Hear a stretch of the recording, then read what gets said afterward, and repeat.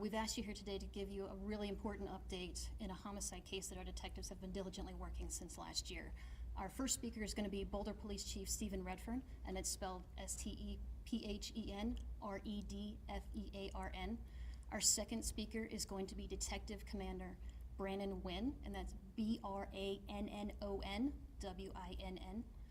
Our third speaker is going to be District Attorney Michael Dougherty, MICHAEL DOUGHERTY, and then we will take a few questions. Please remember this is still an active investigation, so we won't be able to answer all your specific questions, but we will take a few questions at the end. Now I'm going to turn it over to Chief Redfearn. Thanks, Dion, and thank you everybody for joining us today. As Dion said, my name's Stephen Redfearn. I serve as the police chief for the City of Boulder Police Department. Today we're here to share an important update on a homicide case from 2024. Our department has been diligently working since July of 2024 on this case, and I'm pleased to announce today that an arrest has been made for the murder of 19-year-old Zaria Hardee. Earlier this week, we drafted an arrest warrant for a suspect on the charge of murder in the first degree for that murder. This morning, two of our sharp-eyed officers located that suspect and put him under arrest. In a moment, Detective Commander Brannon Winn will share some of the details of how we got to this point in the investigation. But first, I want to address a couple of points. First thing I want to do is to thank each member of our team who ensured that Zaria's murder was not forgotten. From the initial responding patrol officers to our criminalists, victim advocates, and especially the detectives that worked this case, they ensured that a suspect was identified, but also ensured that a strong case was put together that ultimately led to the charges that got us here today. Each one of these groups demonstrated exceptional commitment and compassion for Zaria throughout this investigation, and I commend all of them. I also want to thank our partners. We had many partners that helped us get to this point today. In a minute, you're going to hear from our District Attorney, Michael Dougherty, and I want to have just say a special thank you to the DA's office for being with us during this investigation and getting us to this point today where we were able to bring these charges against our suspect. On a more personal note, I want to share just how tragic this case is. Zaria should be here today.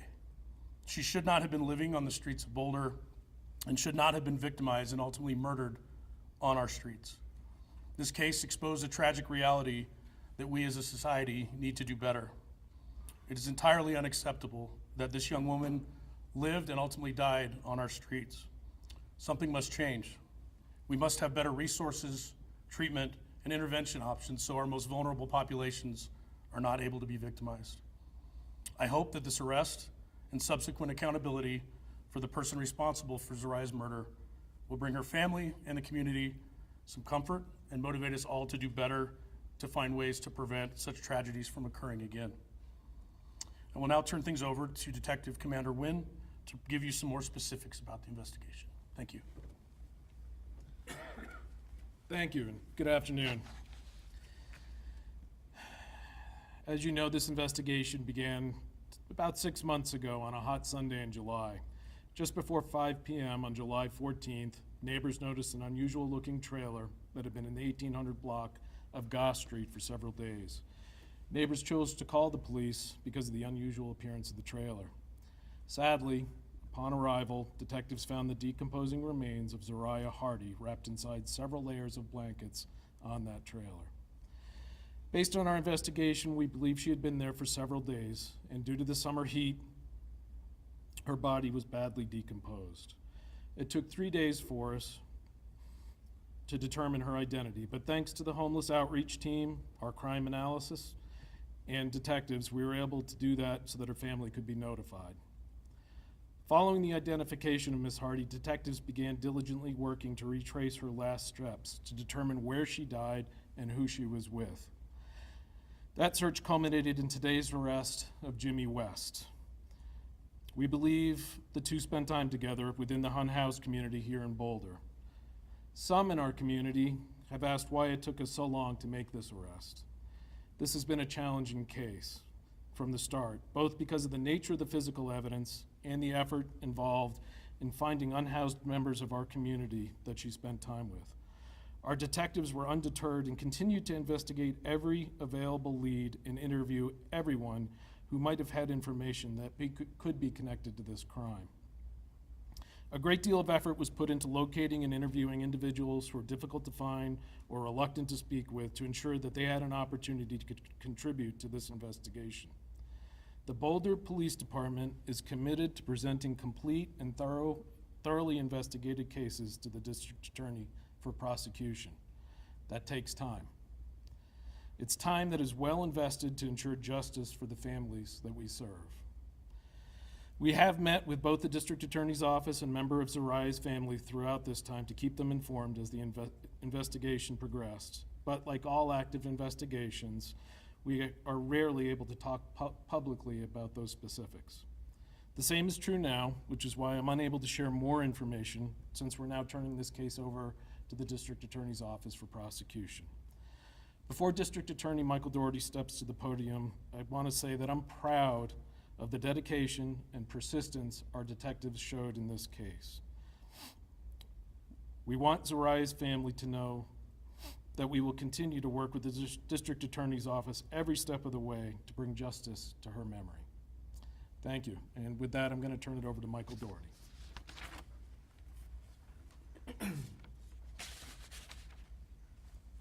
Good afternoon. My name is Michael Doherty. I'm the district attorney. I appreciate you being here today, and I'm very glad to be standing alongside the leadership, detectives, and officers of the Boulder Police Department to announce this arrest and the charging of first-degree murder against Jimmy West. I have a couple things that I'll share, and then we will take a few questions if you have any questions at all. I will say, I want to echo what Chief Redfearn talked about. Zaria Hardee should be alive today. She was 19 years old, 19, and she was living unhoused in our community. And to me, that is something that should give everyone pause. I recognize that homelessness is a complex issue and there are people with views on all sides of it, but I think every single person would agree that a 19-year-old woman should be living somewhere with a home, with support, and not be subjected to the violence that ended her life far too early. It is a tragedy. I will say that Boulder is not alone in mental illness, drug addiction, and homelessness being real, tough, difficult issues that we struggle with. And they're complex problems that require a multi-pronged response. I don't pretend to be an expert in it, but I'll tell you one thing, we can't simply ignore it, because when the problem is ignored, what happens is in plain sight. And too often, when the problem is ignored, it ends up requiring a response by law enforcement and by the district attorney's office. I will say, as we think about this and reflect on how we ended up where we are today, there's a couple things that I want to emphasize. First, Colorado ranks in the bottom 10 in the nation for substance abuse treatment being available in the community. We rank in the bottom 10 in the nation for mental health treatment being available in the community. Those failures, those flaws in our behavioral health systems and services end up all too often flowing into the justice system. There's no easy answers, I recognize that, but there is a glaring need between services provided and people who are struggling and those services being provided to them. And the impact on communities is in plain sight. We have pending cases in our office, as many officers around the United States do, that are incredibly serious. Murder, attempted murder, arsons, assault, involving unhoused members of the community. All too often, the victims themselves are also unhoused. That is the very sad reality of it. Zaria Hardee was 19 years old. I, along with Detective Byers and members of our prosecution team, met with her family a couple weeks ago. I had the privilege of meeting with them for the first time. Boulder PD has been working with them since the beginning. She was very much loved by her family. And I hope today's arrest and charges of first-degree murder answer some of the questions that they have about what ended Zaria's life far too short. And I promise them, and I promise you, that our office will do everything we can to secure justice for Zaria, her family, and our community. One thing that is important to note about this murder is the response by the Boulder Police Department. They worked relentlessly on this case, as they should, as you would expect, as we would hope. They worked it regardless of where Zaria was living, who Zaria had been last seen with, and what Zaria's financial standing was. That sounds obvious, but I do want to highlight for members of our community that the Boulder Police Department and the District Attorney's Office bring that approach and that relentless search for justice anytime there's a murder, regardless of the victim standing in our community. That is how it should always be. That is how it always will be in this jurisdiction. And I really appreciate the outstanding work by the detectives, the officers, and the leadership of the Boulder Police Department and the teamwork with our office. Since day one, we've been working on this case with the Boulder Police Department. Detective Commander Winn referenced how long this took. I don't think I need to tell the members of the media this, and certainly people in Boulder are very smart and well-educated. What we watch on television is entertaining, and the case is always wrapped up in an hour. And in reality, it takes weeks and sometimes months and even years to solve cases. But behind the scenes, the outstanding women and men of the Boulder Police Department, in conjunction with the staff at our office, kept working on this case and never stopped working on it, which is why we're here today. So in announcing first-degree murder charges against Jimmy West, I'm glad to be able to say that the investigation into the case has culminated in an arrest. The prosecution is now getting underway with first-degree murder charges against the defendant. And I can promise you, as I said, that we will keep working relentlessly until justice is done. Obviously, the defendant, as you know, is presumed innocent unless and until proven guilty. The charges are merely allegations. I really can't thank the Boulder Police Department enough for the amount of work that they put into this case and how much they cared about Zaria, her memory, and this community, and making sure we came here today and be able to share this news of this arrest and this murder charge. It took a tremendous amount of work, and I'm really grateful to them for that. I'll stop there, and if you have any questions for any of us, we're happy to take those now. Thank you. I have a question.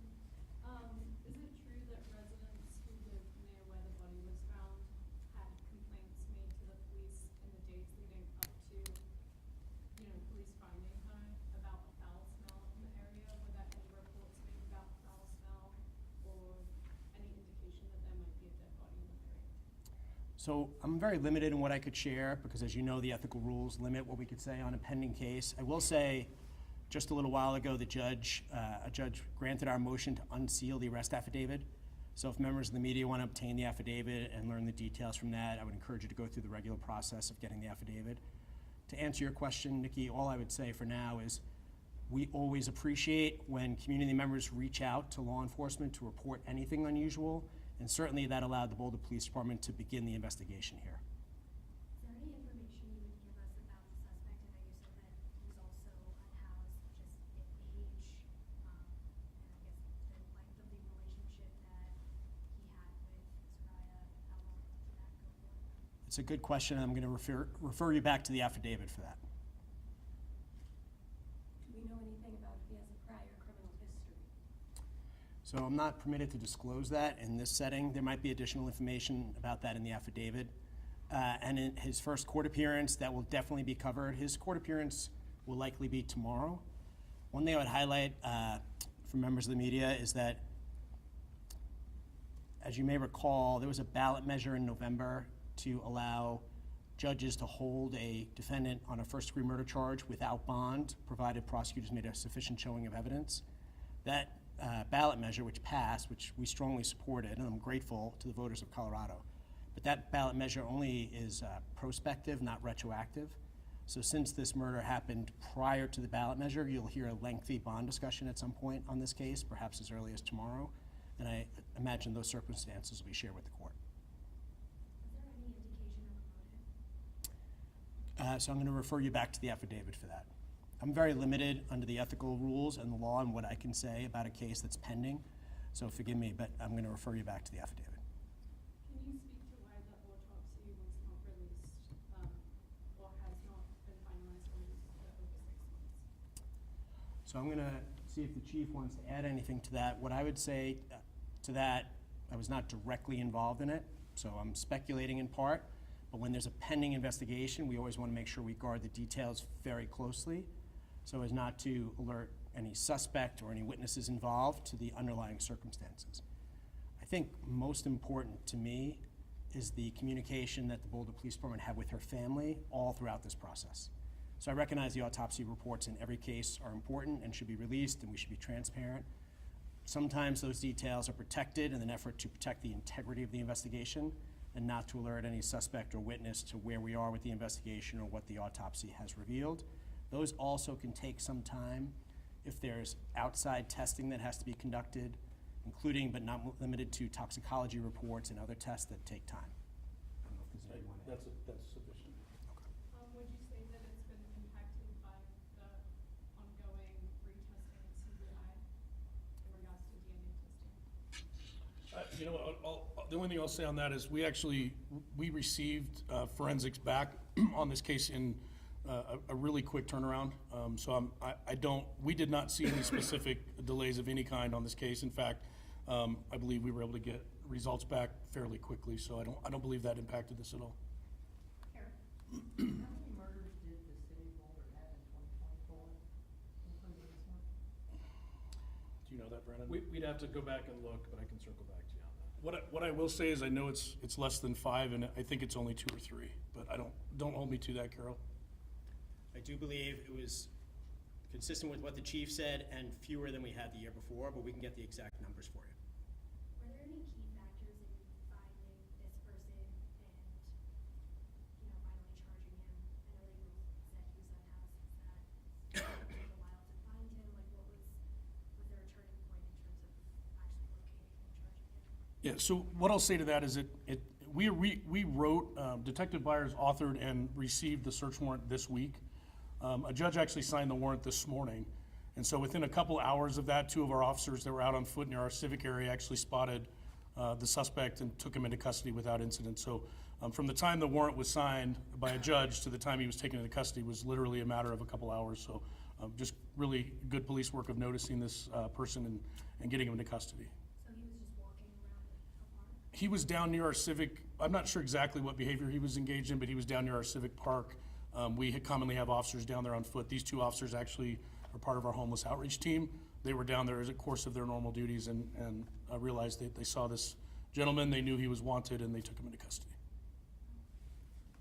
Can you speak to what work, if any, the police has done to make it easier for the homeless population to come forward with evidence during this time? It's a great question. So it's a constant struggle, I guess, in some cases for us, and it's not even just with our unhoused population, to get people to come forward as victims or witnesses of a crime. And so most of the work that we do is on the street level of building trusting relationships between our officers and the community. And we have specific officers assigned directly to be liaisons with our homeless community. And we have really good success in a lot of cases. And without getting into details, we did have a decent amount of information in this case that we received from talking to people out on the street. And so for us, every contact is an opportunity to foster positive relationships with people. And our hope is that when things happen, they will cooperate because it's in the best interest of everybody to get somebody off the street that's harming other people. I know you guys mentioned the problem of how she was a young girl and she should have been housed, but is there an element of domestic violence and how that unravels in itself when also unhoused, especially for women? I will say in generally, it is not uncommon to see domestic violence with our unhoused community, just like we see with people that do live in homes. And so it is something we encounter fairly frequently. And you can attribute sometimes substance use to that. Mental health issues play into domestic violence. So I can't put a number on it, whether there's more with people living outside or in a home, but it is something that we deal with. In this case specifically, I would refer you to that affidavit. I'm not sure if that's an element in this, but if it is, I'm sure it's mentioned there. During these 6 months, did police ever believe that the great public was in danger, or was there indication that this was something that happened that was targeted towards Zaria specifically? So we knew, and of course the detectives worked a lot of different angles and leads in this case. We did not believe we had somebody running around the community randomly harming people. We believed likely, even from the start, that there was almost certainly a relationship between the victim and suspect in this case. And so we did not put out any sort of public alert that we believed there was an immediate danger to the public. Now, obviously, if we have somebody that's willing to take someone else's life, that's a dangerous situation, but we did not believe, our initial indication from the get-go that this wasn't just a random crime out on the street. We have time for one more question. Why did the search warrant take until So it's a long process sometimes, and so, as it should be a process that's very thoroughly vetted. And so when our detectives write a search warrant, they have to establish probable cause. And our district attorney's office, who eventually has to prosecute the case, has to make sure that that probable cause is such that they feel comfortable moving forward. And so it is very common for us to submit paperwork to the DA's office and go back and forth a little bit, add this, maybe enhance this a little bit, ask for more info, and then ultimately it has to go to a judge to be signed. So that process takes some time, and in this case, especially on any case, but especially on a serious case, we take our time to make sure with our partners that we have it really dialed in and the information is there before we are putting our hands on somebody and taking them into custody. We have to make sure it's solid. So it's just identifying the suspect. That's one aspect. There's a lot of aspects. The biggest is just clearly establishing for the DA that we have probable cause to make that arrest. Carol, you want to be our final question? Sure, yeah, Carolina, you already answered this, I'm sorry, I'm a little late. Was this guy on the run? Were you having a hard time keeping an eye on him? Or, how would you portray his lifestyle as you were building the case? So obviously, during the investigation, there's different touch points that we did have contact with this person without getting into a lot of details. I believe that when you look at either the affidavit or his criminal history, you'll see that he has been in and out of custody at different points during this investigation. And so without giving away any investigative tactics or anything like that, throughout this process, while we were building probable cause to make that arrest, we did our best to keep somewhat of tabs on this gentleman to know what he was up to. But ultimately, until we had probable cause, we had no reason to detain him for this case, which happened today. Chief, do you want to make any final statements before we wrap up? No, just thank you for being here, and thank you, just reiterating thanks to our entire team that made this possible. Thank you. I just want to say, I think, Mr. Attorney, you want to comment? I want to add something what Chief was talking about, that when we do have crimes involving the unhoused community, if you picture a crime scene being outside, particularly in an area that's frequented by a lot of different people, the crime scene analysis and all the work that goes into it can sometimes take longer than if it happened in someone's kitchen, for example. And then also, as the Chief referenced earlier, tracking down all the witnesses and interviewing all the witnesses, some of whom might be struggling with other issues, and trying to make sure that we have all the information. As prosecutors, we have to always make sure when we file murder charges that we have met the ethical obligation of believing that we can prove the case beyond a reasonable doubt. And I would stress again that this, of course, defendant is, of course, innocent unless and until proven guilty, and the charges are merely allegations. But I really want to thank you for being here today. I think it's really important that we be able to share this news with the community and get the word out about the successful investigation by the Boulder Police Department and our commitment to fighting for justice for Zaria, her family, and this community. Thank you.